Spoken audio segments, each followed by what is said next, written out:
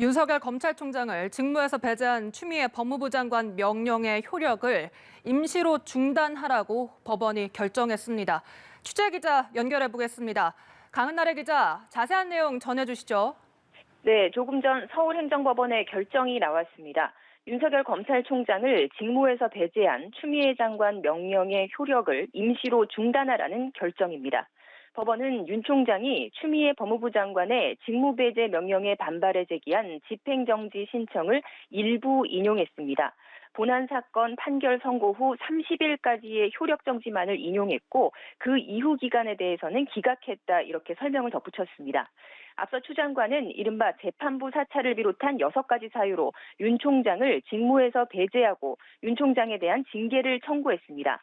윤 총장은 혐의가 모두 사실과 다르다며 집행정지를 신청하고 이어 직무배제 취소 소송을 냈습니다. 신문에서 추 장관 측은 직무가 정지돼도 급여가 나오니 손해가 없고 내일 징계위가 열리기 때문에 집행정지에 긴급한 필요성도 없다고 주장했는데요. 이에 윤 총장 측은 직무정지는 실질적인 해임 조치라며 검찰의 중립성 등과 관련된 만큼 국가적인 손해도 발생한다고 맞섰습니다. 판사 사찰 의혹에 대해서도 추 장관 측은 권한 밖의 불법 행위라고 윤 총장 측은 소송 업무의 일환이라고 주장했는데요. 법원은 결국 윤 총장 측 손을 들어줬습니다. 직무 복귀된 윤 총장은 잠시 뒤 대검에 출근할 것으로 알려졌습니다. 네, 이렇게 법원뿐 아니라 오늘 법무부 감찰위원회도 윤 총장에 대한 징계 청구 등이 부적절하다고 결론 내렸죠. 네, 그렇습니다. 법무부가 감찰위 의결 내용을 발표했는데요. 윤 총장에 대한 추 장관의 조치 모두 부적절하다는 것이었습니다. 감찰위는 대상자에게 징계 청구 사유가 고지되지 않았고 소명 기회가 부여되지 않는 등 절차의 중대한 흠결로 인해 징계 청구와 직무 배제, 수사 의뢰 처분이 모두 부적정하다는데 만장일치의 의견을 모았습니다. 외부 인사들이 대부분인 감찰위가 절차상으로 하자가 크다는 점을 들어서 윤 총장의 손을 역시 들어준 건데요. 감찰위는 법무부와 윤 총장 측 의견 진술을 차례로 들었습니다. 법무부 감찰 담당관실이 대검 감찰부에 압수수색 지휘를 했다는 의혹에 대해 관련자들의 의견을 대질식으로 듣는 과정에서는 고성도 오간 걸로 전해졌습니다. 박은정 법무부 감찰 담당관은 상급자를 건너뛴 부분에 대해서 보안을 지키라는 지시에 따른 것이라고 답한 걸로 알려졌는데요.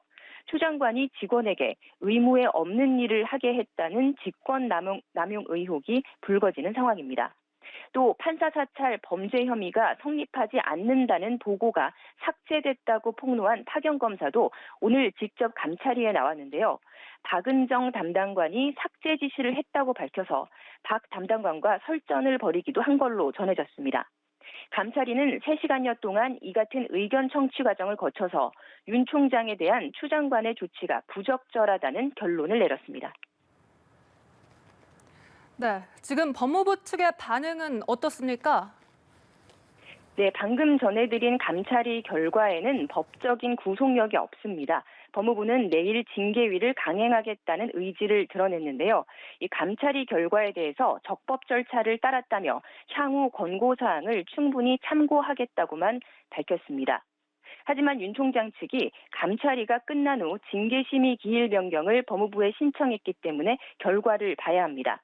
징계위에서 방어하기 위해서는 먼저 징계기록 열람과 징계위원 명단 등에 대한 자료를 먼저 제공받아야 한다는 겁니다. 윤 총장 측은 또 징계 사유와 관련한 의혹을 해명하기 위해 유혁 법무부 감찰관 등 3명에 대한 증인 신청도 했다고 밝혔습니다. 지금까지 대검찰청에서 전해드렸습니다.